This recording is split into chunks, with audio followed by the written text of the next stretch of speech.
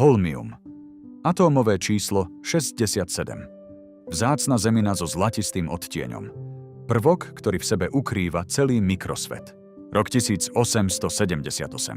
Švédsky chemik Per Theodor Cleve objavuje holmium. Pomenoval ho podľa Štokholmu a otvoril bránu do atómového kráľovstva.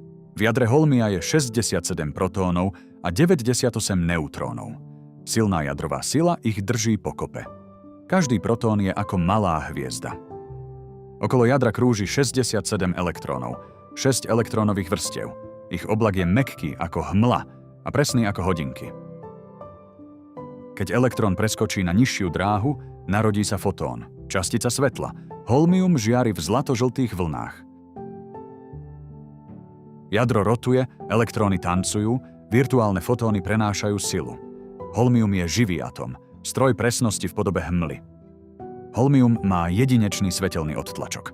Čiary pri 416, 452, 476 a 537 nanometrov. Každý prvok spieva inú pieseň.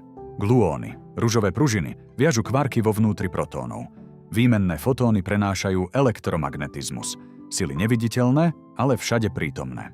Röntgenové lúče narážajú do atómu. Elektróny padajú a vysielajú fluorescenčné fotóny. Holmium prezrádza svoje tajomstvá svetlu. Holmium, jak lázer, drví obličkové kamene. Rádioizotop holmium 166 ožaruje nádory. Svetlo a atóm, dvaja liečitelia. Fotón sa správa ako vlna, aj ako častica. Fotón je všade naraz, kým ho nezmeriame. Kvantový svet holmia, magický a matematický? Od jadra po fotón, od laboratórií po nemocnice. Holmium, prvok presného svetla. Veda nie je chladná. Veda je poézia hmoty.